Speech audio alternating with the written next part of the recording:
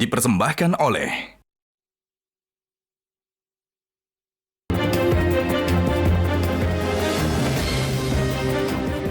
Bang Faisal, jika Presiden Jokowi jadi ikut berkampanye, itu baik buat demokrasi, semakin meramaikan demokrasi atau semakin membahayakan demokrasi? Ya, saya sebelum masuk ke pertanyaan itu kan saya mengikuti keragaman berpikir dalam dua kanal. Kanal yang mempersoalkan etika dan kanal yang mempersoalkan soal pelanggaran-pelanggaran undang-undang dan konstitusi. Tapi izinkan saya mau sedikit bertanya kepada Bang Habibur Rahman. Karena Anda kan orang yang dekat dengan Prabowo. Saya ingin tahu ketika rakyat melihat Jokowi panik. Kemudian yang disodorkan itu kan bahwa Jokowi tidak panik karena surveinya naik. Sementara survei yang ada itu semua tidak dipercaya oleh publik. Itu survei abal-abal, survei yang seolah-olah dibuat di belakang istana. Itu pendapat rakyat banyak, tidak usah ditanggapi. Tapi saya mau tanya Bung Habibur Rahman. 6 bulan terakhir ini, ada nggak bocoran tentang laporan medis Presiden Jokowi? Misal soal mental, kejiwaan, psikis. Mungkin bocor di kubu Prabowo? Kenapa Anda tanyakan ini, Bang Faisal? Ini satu sisi yang tidak dibicarakan. Jadi kalau tadi dibicarakan, misal Bang Iqbal mengatakan, Presiden panik. Berarti alamatnya soal problem kesehatan. Kecemasan. Jangan-jangan menurut saya, ketika semua orang marah terhadap Jokowi melanggar etika, Jokowi menabrak aturan, sementara orang lupa tindakan kegilaan politik itu dilakukan Jokowi karena mungkin depresi, karena mungkin stres, karena kegilaan politik yang luar biasa.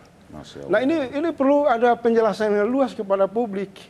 Jangan kita pada satu objek seseorang yang sudah banyak kita bicara etika, kita beri peringatan kepada Presiden, tapi ternyata masalah Presiden harus ke rumah sakit jiwa untuk menguji mentalnya. Apakah tindakan-tindakan Presiden itu wajar, bermartabat, terhormat dalam konteks negara bangsa, dalam konteks presidensial, dalam konteks untuk menjaga peradaban demokrasi. Kenapa ya Anda sampai meminta Presiden untuk mengecek kejiwaannya? Karena menurut saya begini, ada kalau tidak salah, 5 pemimpin di dunia itu yang punya masalah. Karena mereka terbawa oleh syahwat kekuasaan yang sangat kuat, sehingga mereka membabi buta, gelap mata, menjadi otoriter, menjadi super jahat. Sehingga kalau kita merujuk kepada judul hari ini, kemarin dan kalau tidak salah, lain dulu lain sekarang. Menurut versi publik, pada dulu Jokowi masih bagus, masih apa adanya, masih natural.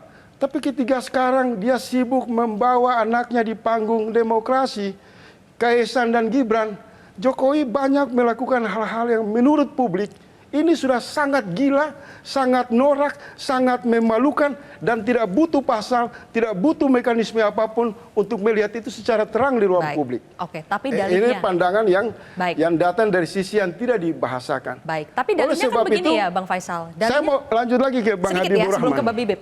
Lanjutkan dulu sedikit, tuntaskan. Oleh sebab itu, ketiga Prabowo, Bang Habibur Rahman, dan seluruh partai yang menurut publik tersandra, dugaan ya, tersandra dan manut di lingkaran kekuasaan hari-hari ini berdiri membela Jokowi, harus konfirmasi dulu kesehatan Jokowi. Apakah bisa dijamin mentalitasnya, jiwanya, tidak tergoncang akibat terlalu kentalnya nepotisme, tidak terlalu kentalnya perubahan psikologi, politik, dan lain-lain. Baik, tanggapi sedikit. Dan sampai kita membela seseorang yang pada ujungnya Presiden ini bermasalah Oke, secara sudah kami tangkap. Silakan Bang Habib. Ya, inilah demokrasi ya yang ada di masa kepemimpinannya Pak Jokowi. Seorang aktivis, Pak Faisal Assegaf, bebas menyampaikan pendapatnya sekeras apapun ya, dan tidak mendapatkan masalah. Ini salah satu yang kita nikmati saat ini. Gitu. Kalau saya diminta membantah pernyataannya Pak Faisal, saya punya sejuta bantahan. Ya. Soal ini kan bukan persoalan kesehatan Pak Jokowi yang disampaikan Pak Faisal. Kritikan beliau terhadap sikap politik Pak Jokowi dan Pak Prabowo. Laporan ya, makanya kesehatan intinya kan bukan itu Pak Jokowi yang saya tangkap. Karena itu publik harus tahu. Jadi masyarakat. Jadi gini Bang Habibur Rahman, ketika setiap ucapan Presiden itu, Bang Habibur Rahman izinkan, saya luruskan supaya jangan terlalu bias. Ketika Presiden menyampaikan satu kata, satu kalimat berperilaku, publik wajar dong. Mengkonfirmasi apakah Presiden dalam posisi depresi, Stres berat. Oke, Bang Habib. Sudah belum? Apakah Sudah. medis sudah Bang merekomendasi Faisal? posisi Jokowi itu Giliran sehat, Bang Habib, silakan batin, dan- ditanggapi. Saya boleh bicara, Pak Ya. Faisal? Silakan. Oke. Jadi gini. Ini konfirmasi ya, jangan Ya. terlalu bias ya. Saya bicara sesuai dengan hak saya, Pak Faisal ya. Saya menghormati hak Pak Faisal. Jadi itulah yang saya bilang, demokrasi. Silakan bicara keras. Saya ingin berbicara mendeliver apa yang ingin saya sampaikan. Bahwa publik kalau menurut saya justru kebalikannya. 180 derajat daripada yang disampaikan oleh Pak Faisal.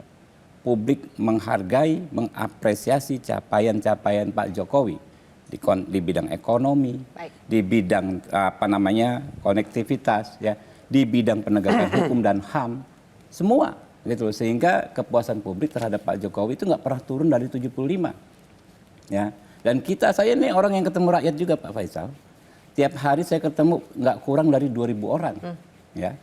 Beneran, saya ketemu orang nggak kurang dari 2.000 orang per hari. Saya jalan kaki kemana, saya mendapatkan apresiasi yang tinggi sekali dari rakyat tersebut terhadap Pak Jokowi. Yang artinya tidak perlu cek kejiwaan ya?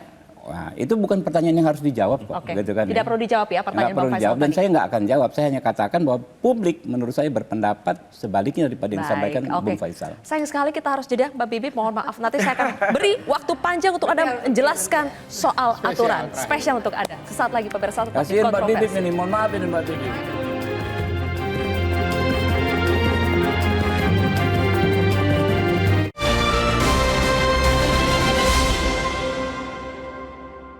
Dipersembahkan oleh Jelajahi cara baru mendapatkan informasi. Download Metro TV Extend sekarang.